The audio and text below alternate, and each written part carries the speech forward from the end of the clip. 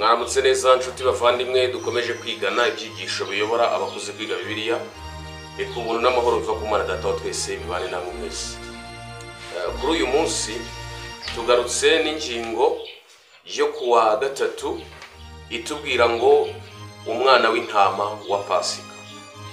Umwana w'intama wa Pasika.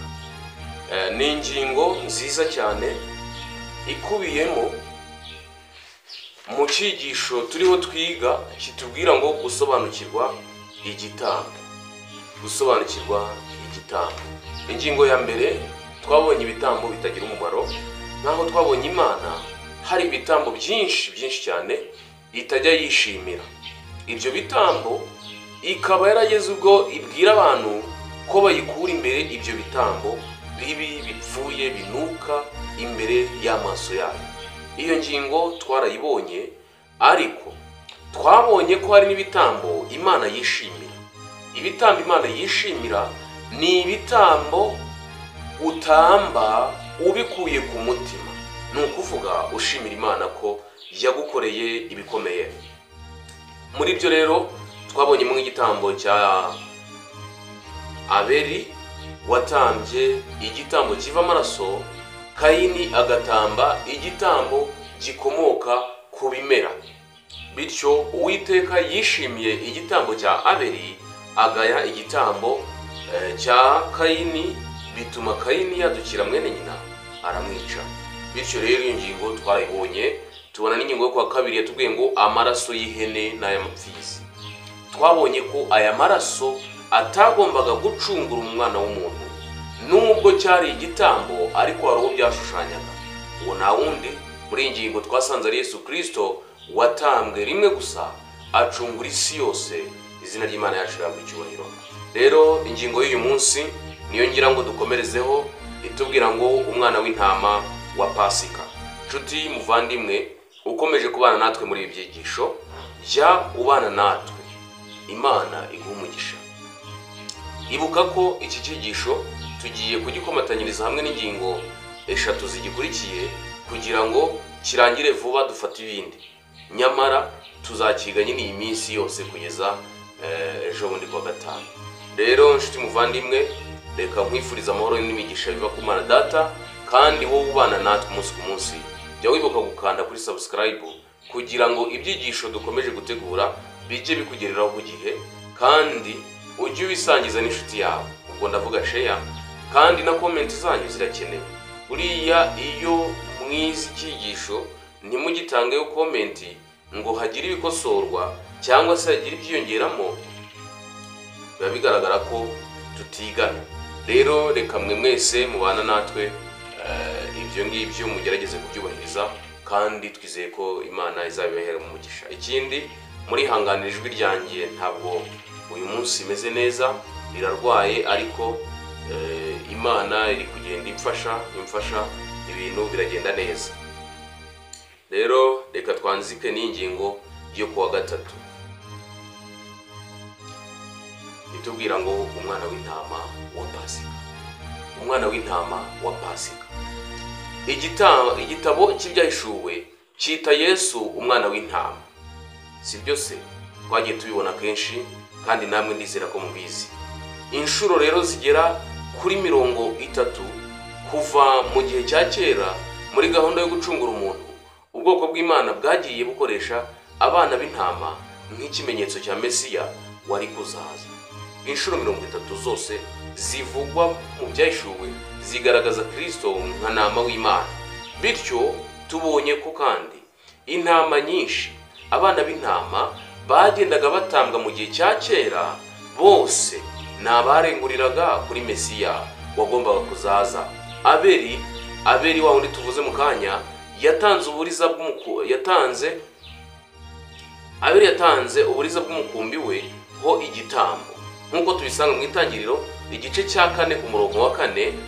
Kandi mbere y'uko Abisirayeli bava muri Egiputa bagiye mu gihugu cy'isezerano, bategetswe gucungura umwana w'imfura y'umuhungu cyangwa w'itungo, umwana w'intama utaramara umwaka avutse.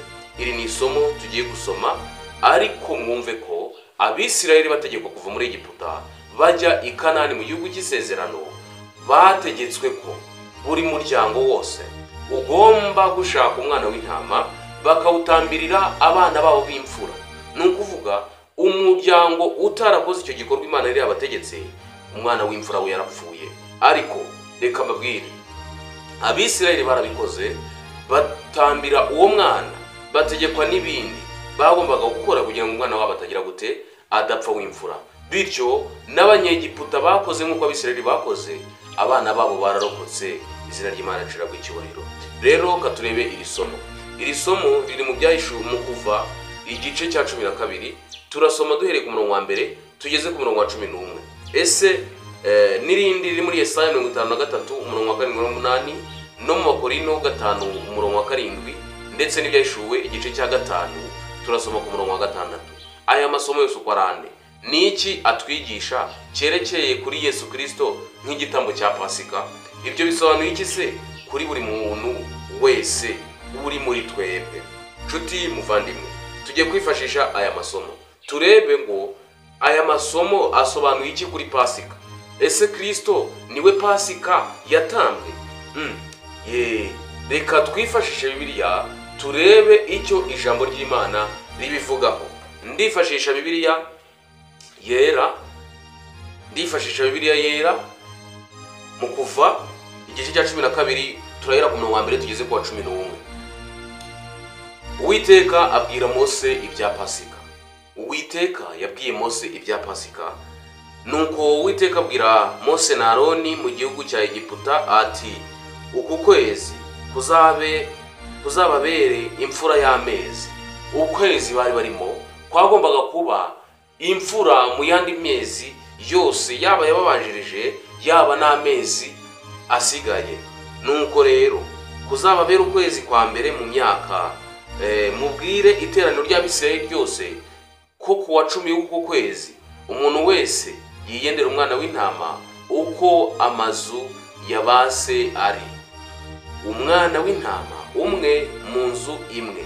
Kandi niba inzu ari nto itari bumare umwana w'intama, asangire n'umuturanyi we, bahereranye bawufatanye uko umubare w'abantu uri, uko imirire y'umuntu wese iri, aba ariko muzabara umubare w'abasangira umwana w'intama.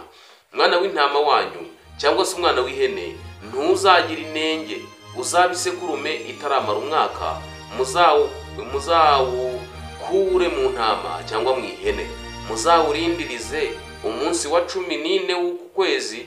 Iteraniro ryose ry'Abisirayeli bazawubikire nimugoroba, bazende ku maraso bayasige ku nkomanizo zombi mu ruhamo rw'umuryango by'amazu bawuririyemo. Muri iryo joro rero bazarya inyama zawo zokeje, bazirishe imitsima itasembuwe, bazirishe n'imboga zisharira. Ntimuzazirye mbisi cyangwa zitetse, keretse zokeje.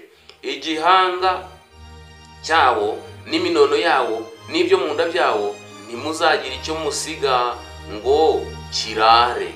Iziraye muzazose. Uku aba ariko muzazirya, muzazirye mukenyeye, mukwesa inkweto, mwitwaje inkoni, muzazirye vuba vuba. Iyo niyo Pasika y'Uwiteka, izina ry'Imana riciragwa icyubahiro. Iri somo ritweretse uburyo Uwiteka yategetse Mose na Aroni kubwira iteraniro ry'Abisirayeli uko bagomba kurya uriya mwana w'intama cyangwa se umwana w'ihene. Bagombaga kurya umuryango umwe, ariko wari umuryango ushobora kurya uwo mwana w'intama ukawumara. Rero Uwiteka aravuze ati, aho uwo mwana w'intama utaramara umaze umwaka, aho batari bumare, bareba abaturanyi bahereranye, bafatanye uwo mwana w'intama, bityo amaraso bazayasige ku nkomanizo z'imiryango, kugira ngo cyari ikimenyetso cy'uko marayika nanyuraho arimbura agasanga hari amaraso ku nkomanizo y'imiryango, aho hantu marayika yagombaga kuhanyura akigendera, ntacyo yagombaga kuhatwara. Bityo rero marayika yatumwe kuri iri shyanga ry'Abisirayeli bari muri Egiputa, babikora nk'uko Uwiteka yababwiye. Ikindi yababwiye ko bagomba kuzirya zokeje. Iki ni ikindi cyigisho.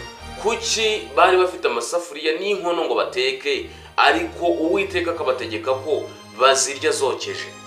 Ni ikindi nuko rero Uwiteka ababwira ko nta kindi kintu na kimwe bagomba kuraza. Babikoze ku itariki ya 10 z'uko kwezi ko ari bwo umwana agomba gukurwa mu ntama, ariko kuri 14 uwo mwana w'intama akaribwa. Bityo rero Abisirayeli bumviye itegeko ry'Imana, kandi arababwira ngo muzazirye mukwesa inkweto, muzazirye mukenyeye, muzazirye mufashe inkoni. Bivuze iki?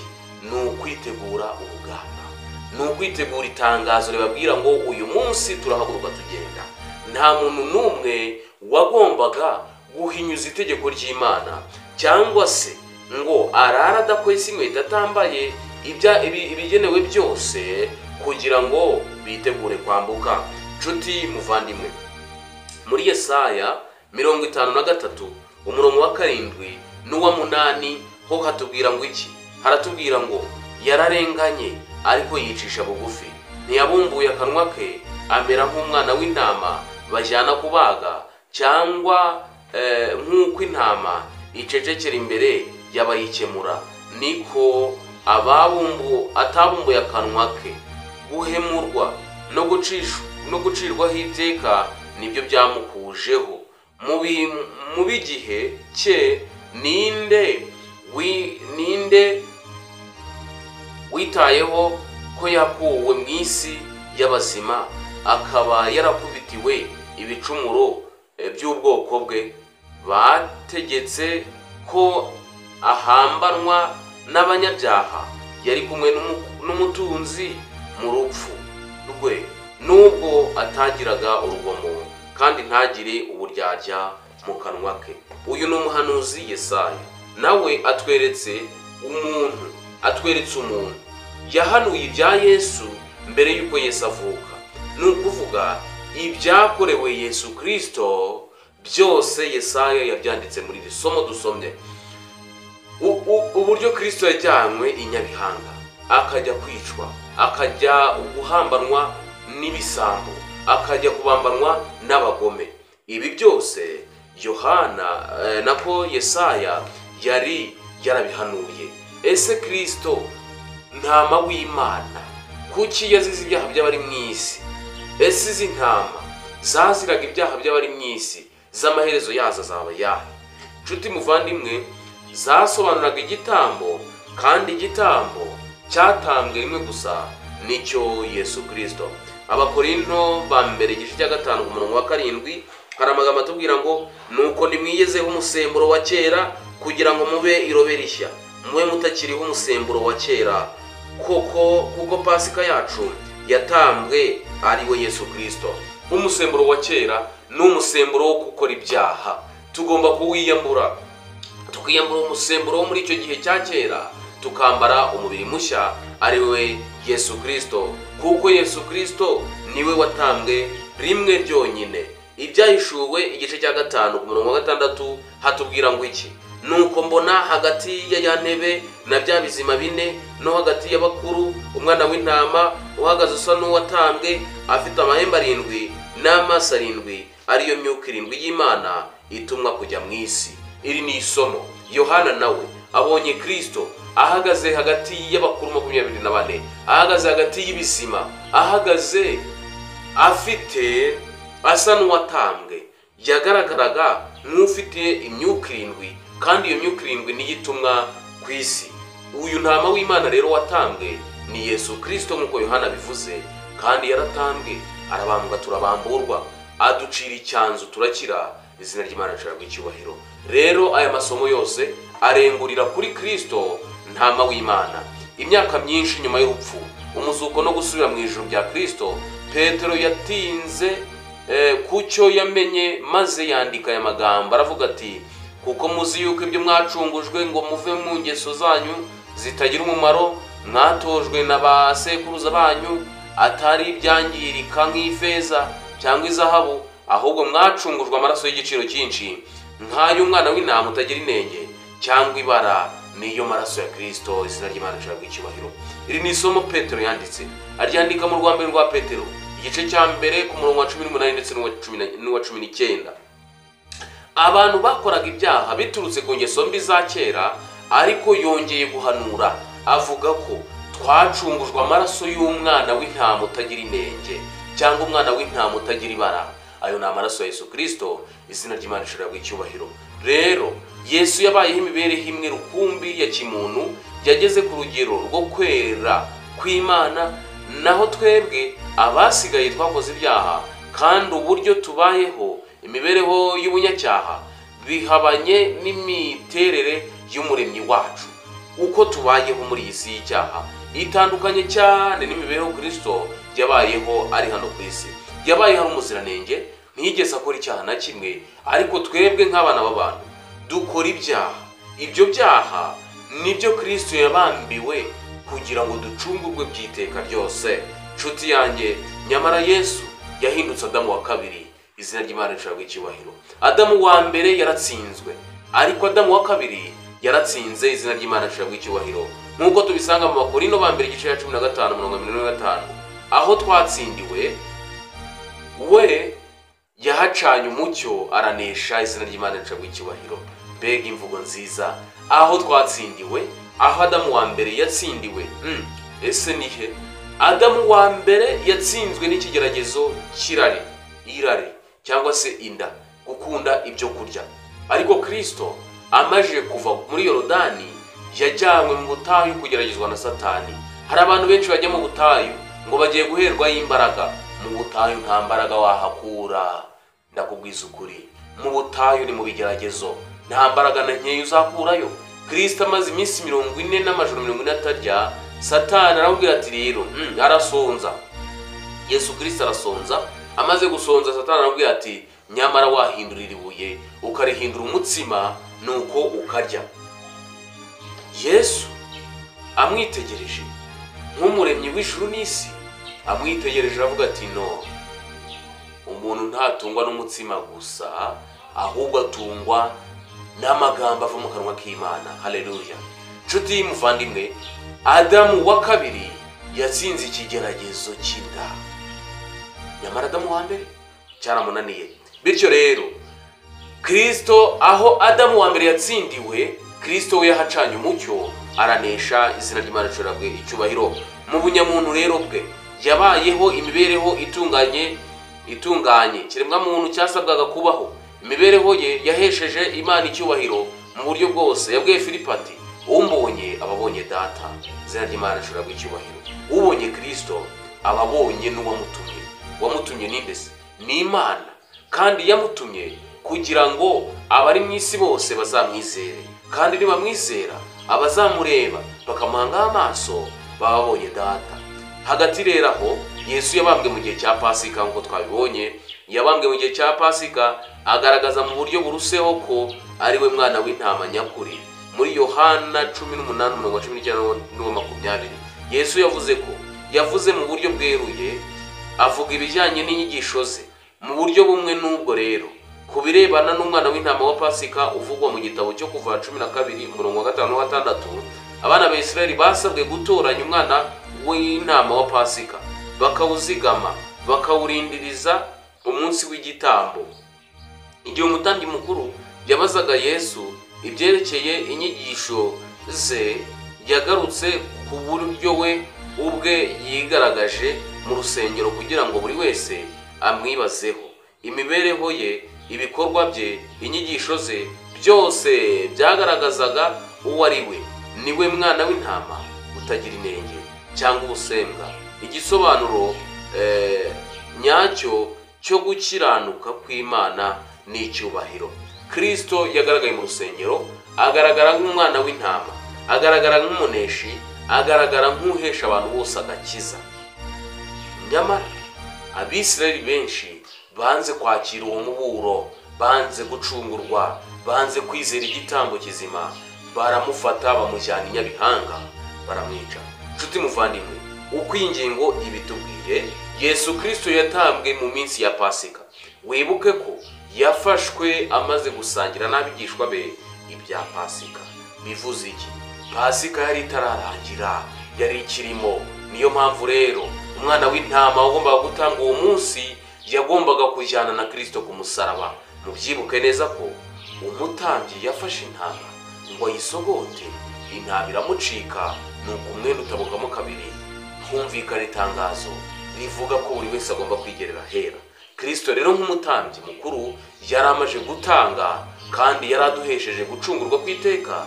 Izina ry'Imana rishobora icyubahiro. Iyi ngingo rero yatubwiraga umwana w'intama wa Pasika, n'uwo nguwo Abisirayeli babwiwe gutegura, babwirwa ko bagomba kuwurya kandi bakawurya wokeje.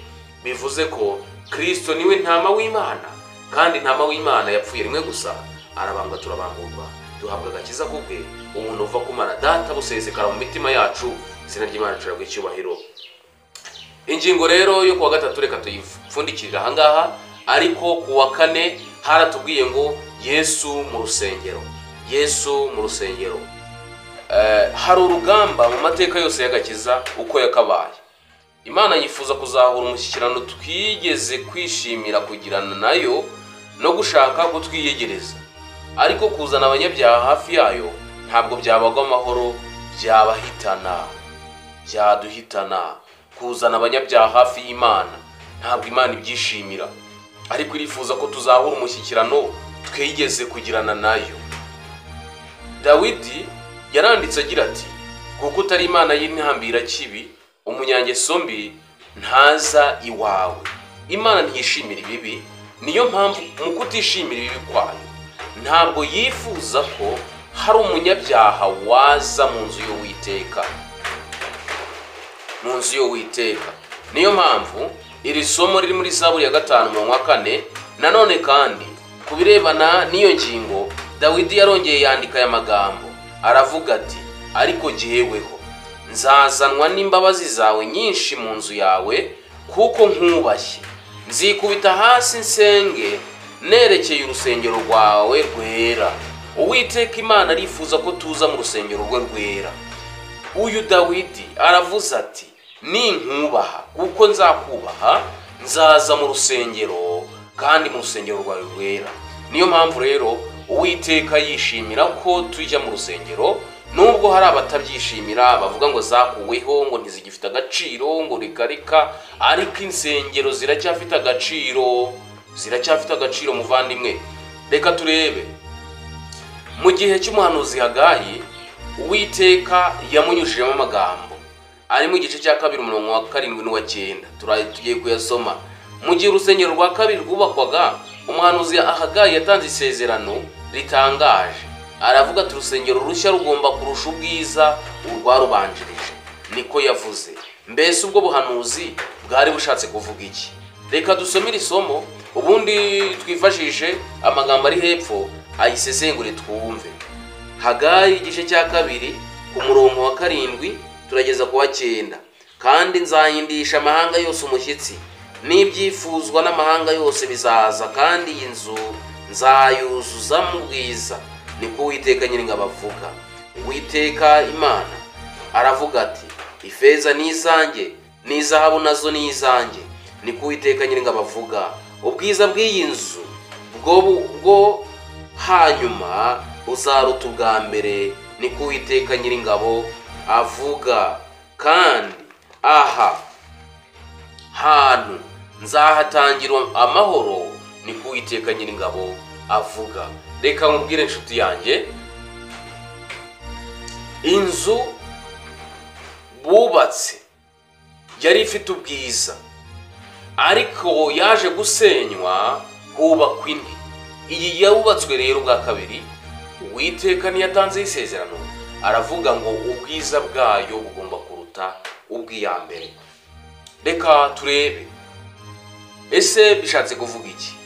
Mbese ubwo buhanuzi bwari bushatse kuvuga iki? Reka twumve. Igihe urusengero rwa mbere rwegurirwaga Imana n'umwami Salomo, ubwiza bw'Imana cyangwa se Shekina, ikimenyetso kigaragaza ko Imana iri aho hantu, aribwo bwagendaga mu rugendo n'abana ba Isirayeli bajya i Kanani. Ubwo bwiza bwuzuye urwo rusengero bituma abatambyi batabasha guhagararamo ngo bakomeze umurimo wabo w'ubutambyi bawurangize. Urwo rusengero rweguriye umwami Salomo, ariko ubwiza umwami Salomo yarweguriye Uwiteka, ariko ubwiza bw'urwo rusengero ubwiza bw'Uwiteka bwajyanaga nabo. Ya nkingi y'igicu yagendaga ibakurikiye, nijoro igahinduka umuriro. Ubwo bwiza bwageze muri urwo rusengero bituma abatambyi bagira ubwoba, ntibakomeza umurimo wabo w'ubutambyi. Ariko igihe urusengero rwa kabiri rwegurirwaga Imana, isanduku y'isezerano yari mu cyimbo cy'intebe y'Imana. Ntabwo yari muri urwo rusengero kubera ko yari yarahishwe ahantu hatazwi na Yeremiya. Iyo sanduku urumva ko urusengero rwa mbere nubwo rwa kabiri bavuze ko ruzarusha ubwiza, ariko hari ibyo rutari rwujuje. Harimo iyo sanduku y'isezerano yahishwe n'umwami, yahishwe n'umuhanuzi Yeremiya. Nyamara urusengero rwa mbere rwabagamo ubwiza bw'Uwiteka, bwa bwiza bw'Uwiteka bwabaherekeje bukabavana muri Egiputa, bwakomeje kuba mu nzu y'Uwiteka. Nyamara urwa kabiri tubonye ko ariko igihe urusengero rwa kabiri rwuzuraga, kanyasubiremo kugira ngo hatagira ngo haraho nibeshye, ariko igihe urusengero rwa kabiri rwegurirwaga Imana, isanduku y'isezerano yari mu cyimbo cy'intebe y'Imana, ntabwo yari muri urwo rusengero kubera ko yari yarahishwe ahantu hatazwi na Yeremiya. Muri icyo gihe rero ubwiza bw'Imana ntabwo bwuzuye urusengero mu buryo bugaragarira amaso y'abantu. Iyo ni inkuru ishengura imitima y'abantu. None se ubuhanuzi bwa Hagayi bwari kuzashoboka bite ngo busohore niba iyi sanduku yari yarahishwe na Yeremiya? Kandi inyandiko itugaragariza ko abantu bize icyigisho cya Yeremiya ahagana mu mwaka w'ibihumbi 2014, ahari mu gihembwe cya kabiri niba nibuka neza, niba atari cya gatatu, harimo inyandiko iduhamiriza ko isanduku Yeremiya yahishe y'Uwiteka imwe yabaga mu buturo bwera, na bugingo n'ubu abashakashatsi barayishatse baragibuze. Iyo si inkuru mpimbano, abafite icyo cyigisho muzagisome, kandi n'abashakashatsi mu by'ubuhanga n'ubutekinisiye barayishatse, iyo sanduku yarabuze. None ubuhanuzi bwa Hagayi bwagombaga gusohora gute niba isanduku y'Uwiteka itari iri mu rusengero rw'Uwiteka, kandi akaba avuze ko urusengero rwa kabiri ruzarusha ubwiza urwa mbere? Ubuhanuzi bwagombaga gusohora bute? Ni muri urwo rusengero rwa kabiri Yesu, Imana yigize umuntu, yagaragayemo ari mu ishusho y'umuntu. Izina ry'Imana yacu rirabwa icyubahiro. Ahangaha uru rusengero nirwo Kristo yagaragayemo, arugaragaramo ari mu ishusho y'umuntu. Bamuha igitabo arasoma. Niba byibuka neza, umuntu ugizwe n'inyama n'amaraso, Imana ubwayo yari yavuye inyuma y'umwenda wakingirizaga hera cyane, irazi bumwe natwe, ibana natwe muri iyi si yazahajwe n'icyaha. Kubera ko rero umwana w'Imana yari yabaye umwana w'umuntu, dushobora kumureba n'amaso yacu, kumva ijwi rye, tukumva ibyo ahamya. Urugero ni igihe yakoraga ku mubembe agakira. Yakoze ku mubembe arakira. Aha kutwiyegereza tujya hafi yayo, Imana yatwiyegereje iza aho turi, yaramanutse ubwira dusanga. Nta mugayo kuba Bibiliya ivuga aya magambo kuri Yesu. Iravuga iti, dore umwana azasamira kandi azabyara umuhungu, azitwa Emanueli, bisobanurwa ngo Imana iri kumwe natwe. Nguko uko Kristo yagaragaye mu rusengero. Isanduku yarimo, Kristo yarimo, we n'Imana. Ibihamya bitatu byabaga mu isanduku. Yeremiya yaragiye ayihisha mu buvumo, arayihisha. Ariko Kristo yagaragaye yambaye inyama n'amaraso, agaragara mu rusengero rwe, ahamya kandi ahanura ibyagombaga kumubaho.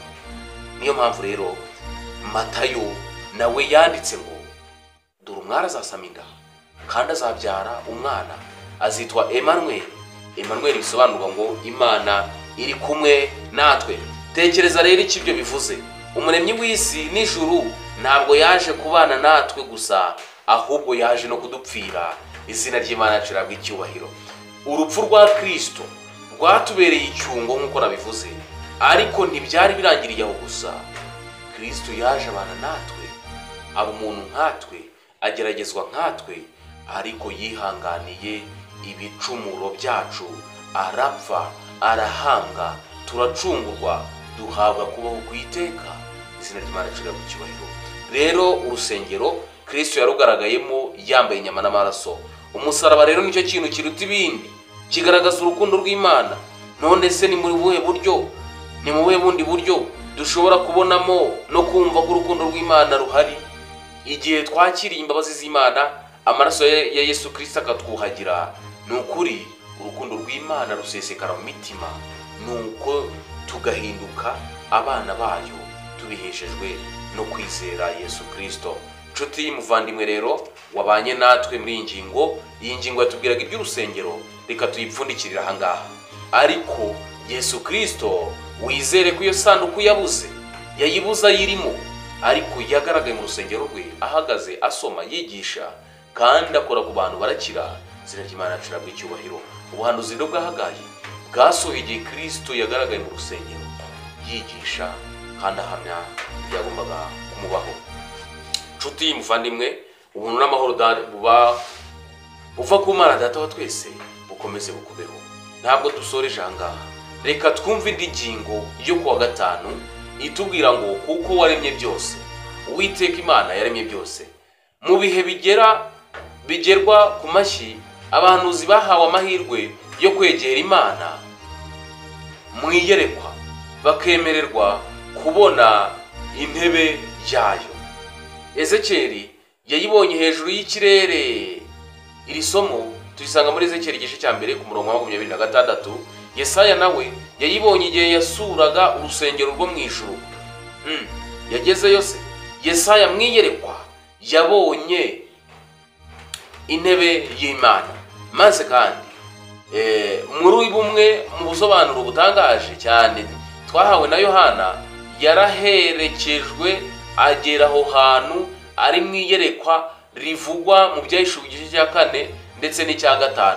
Ibishushanyo by'ibyakoreshwaga mu buturo bwera bwo mu isezerano rya kera byagaragaje ko hari inzira imwe rukumbi ituma umuntu yegera Imana. Iyo ni amaraso ya Yesu gusa. Nk'urugero, iyo dusomye mu Mubare w'igice cya 16 ku murongo wa 2 ndetse n'umurongo wa 14, nta kindi gituma twegera Imana, ni amaraso ya Yesu Kristo gusa. Ayo maraso yaramenetse yoza ibyaha by'abanyabyaha. Abo banyabyaha babarwaho gukiranuka babiheshejwe n'ayo maraso ya Yesu Kristo.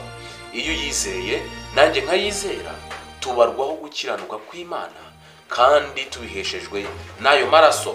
Hari isomo riri muri Yesaya 6 ngira ngo dusome uhereye ku murongo wa mbere. Yesaya 6 duhereye ku murongo wa mbere turageza ku murongo wa 5. Imana yiyereka Yeremiya iramweza, nuko Imana iramutuma. Ese aya magambo atubwira iki? Mu mwaka umwami Uziya yatanzemo, nabonye umwami Imana yicaye ku ntebe y'ubwami ndende ishyizwe hejuru, igishura cyayo gikwira urusengero. Abaserafi bari bahagaze hejuru yayo, umuserafi wese afite amababa 6. Abiri yayatwikirizaga mu maso he, yandi abiri yayatwikirizaga ibirenge bye, ayandi abiri yarayagurukishaga. Umwe avuga ijwi rirenga abwira mugenzi we asingiza Uwiteka Nyiringabo, avuga ati, Uwiteka Nyiringabo arera, arera, arera, isi yose yuzuye icyubahiro cye. Ku murongo wa 4, imfatiro z'irebe ry'umuryango zinyeganyezwe n'ijwi ry'uwavuze, ijwi rirenga, inzu yose yuzura umwotsi. Ku murongo wa 5 ariwo dusorezaho, maze ndavuga nti, ni ishyano, ndapfuye we, kuko ndi umunyaminwa yanduye kandi ntuye hagati y'ubwoko bufite iminwa yanduye, kandi amaso yanjye abonye umwami Imana Nyiringabo. Mbese iri somo ritubwiye iki? Abamarayika bajya bipfuka mu maso, ntibahangara kureba ubwiza bw'Imana, ndetse n'ibirenge byabo babitwikiriza amababa bagurukisha kugira ngo ibirenge byabo bidacumura. Nyamara twebwe abanyabyaha duhangara kureba mu maso h'Uwiteka. Yohana umwishuzi yandika mu Byahishuwe igice cya 4 ku murongo wa 7 kugeza ku wa 11. Reka twumve ese niki iri somo litubwira. Umurongo wa 7 kugeza 11 haranditse ngo ikizima cya mbere cyasaga n'intare, icya kabiri gisa n'ikimasa, icya gatatu cyari gifite mu maso hasa nk'aho umuntu, naho icya kane cyasaga n'ikizu kiguruka. Ibyo bizimu uko ari bine byari bifite amababa atandatu, byuzuye amaso impande zose no mu nda, ntibiruhuka ku manywa na nijoro, ahubwo bihora bivuga biti uwera uwera uwera niwe mwami Imana ishobora byose, niyo yahozeho kandi izahoraho. Nuko iyo ibyo bizima bihaye iyicaye kuri ya ntebe ihoraho iteka ryose icyubahiro no guhimbazwa n'ishimwe, bakuru 24 bakubita imbere yicara kuri iyo ntebe bakaramya ihoraho iteka ryose, bakajugunya amakamba yabo imbere y'iyo ntebe. Nuko bavuga bati mwami Mana yacu ukwiriye guhabwa icyubahiro no guhimbazwa n'ubutware, kuko ari wowe waremye byose, igituma biriho kandi icyatumye biremwa nuko wabishatse. Izina ry'Imana yacu rabwe icyubahiro. Umva, nuko wabishatse. Iri jambo rivuga ngo nukugira ngo biguhimbaze. Uwiteka Imana yaremye ibintu byose abirema kugira ngo bihimbaze urukundo rwe. Nshuti muvandimwe, aya masomo uko ari abiri dusomye ni izihe ngingo zo muri aya mayerekwa uko ari abiri zifite ibyo zihuriyeho? Ita cyane ku buryo byakurikiranye. Ni ikihe cyabaye bwa mbere? Ni iki cyakurikiyeho? Nukuhe kuri kwerekeye Imana kwibanzweho cyane muri aya mayerekwa? Reka twumve aya mayerekwa ahuriye kuki, ubundi atwigisha iki. Muri buri cyumba kirimo intebe y'ubwami muri ayo mayerekwa, ikintu cya mbere cyabaye nuko ibizima byo mu ijuru byita cyane ku kwera kw'Imana. Mu iyerekwa rya Yesaya uburyo ibintu bigaragara birashimishije. Urusengero rwuzuye umwotsi kandi imfatiro zirebe ry'umuryango zinyeganyezwa n'ijwi ry'umuserafi waranguruye ijwi rirenga avuga kwera kw'Imana. Mu iyerekwa rya Yohana we umukerubi nawe yaranguruye ijwi rirenga aravuga ati Uwiteka Nyiringabo arera arera arera. Na Ezekiyeli igice ya 10:14-15 uhasomye umenya ibizima byiswe abakerubi. Buri muhanuzi yeretswe icyubahiro cy'Imana mu buryo bw'amagushukwa. Ezekiyeli yabibonye ari ibizima bine, Yohana abyerekwa ari abakerubi. Nshuti muvandimwe, bose ntibabashaga gushyikira amayerekwa yabo kuko Uwiteka Imana hari ubundi buryo yari yaragennye bigomba guhishukamo. Icyubahiro rero tubona uburyo abahanuzi bitwaye nyuma yo kubona ibyo beretswe. Yesaya yavuze mu ijwi rirenga ko abonye ishyano kuko ari umunyaminwa yanduye, naho Yohana yaraboroze arizwa nuko ahuye n'akaga kuko nta muntu ubonetse ukwiriye kubumbura icyo gitabo habe no kukirebesha amaso. Igihe duhuye rero n'ubwiza bw'Imana niho dutangira kumenya no gusobanukirwa n'icyo umuntu ari cyo. Ntacyo turi cyo, uwo dukeneye ni Kristo nk'umucunguzi wacu. Ibyo twakwiratana byose, ibyo twakwibwira byose, ibyo tuvuga byose, ntacyo turi cyo uretse ubuntu bw'Imana bwonyine budukoreramo.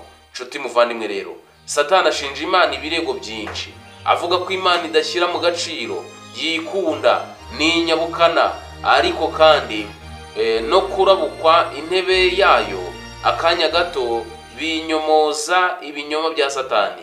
Kubona Kristo nk'uko ari koko umwana w'intama watambwe nibyo bitubashisha kubona Data n'uwari we koko.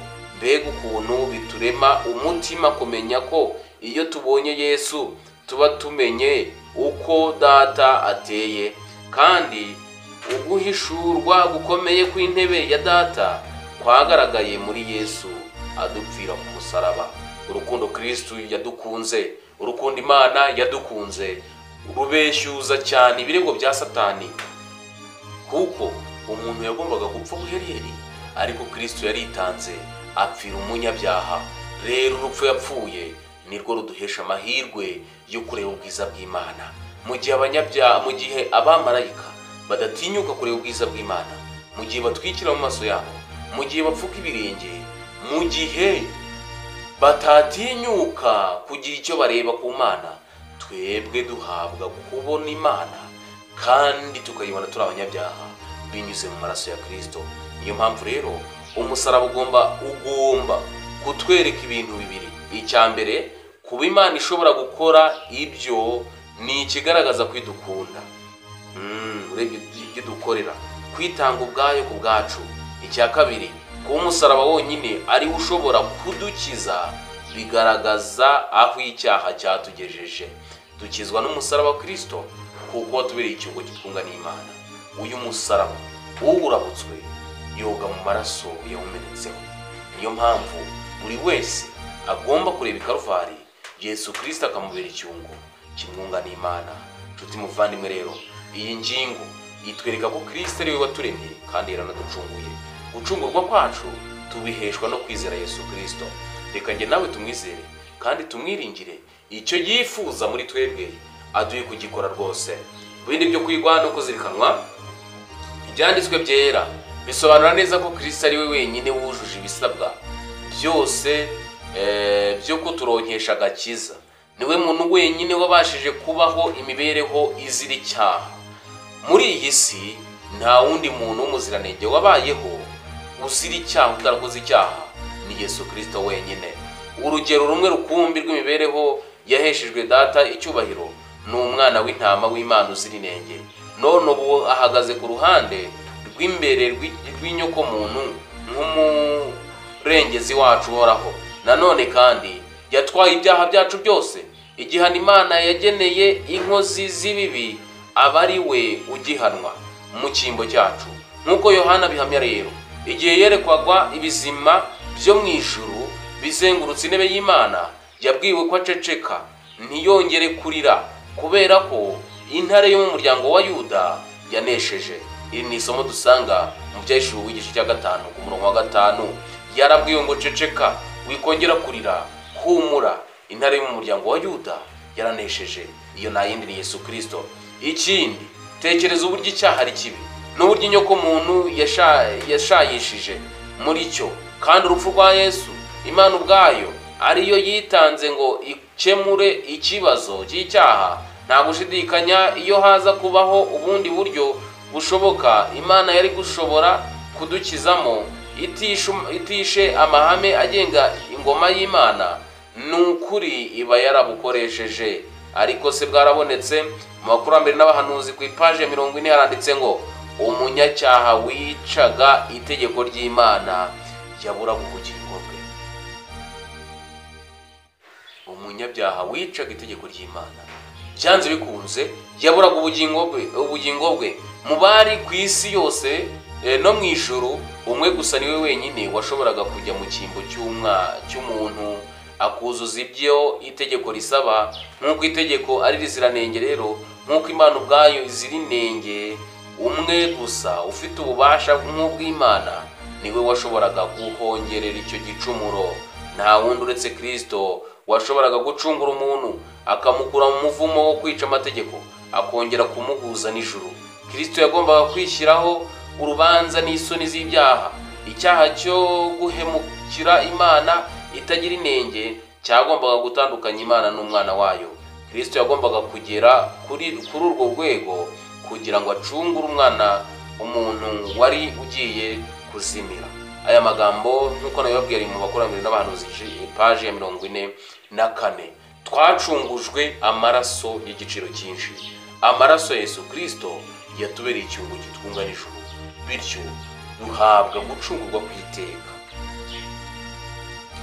Iyo Kristo ataza gupfa, twebwe twagombaga gupfa burundu. Hano turasomye ngo umunyacyaha wicaga itegeko ry'Imana nta bundi buryo yari afite, yagombaga gupfa akabura ubugingo bwe. Ariko twebwe dufite ubugingo bw'iteka tubiheshejwe na Yesu Kristo.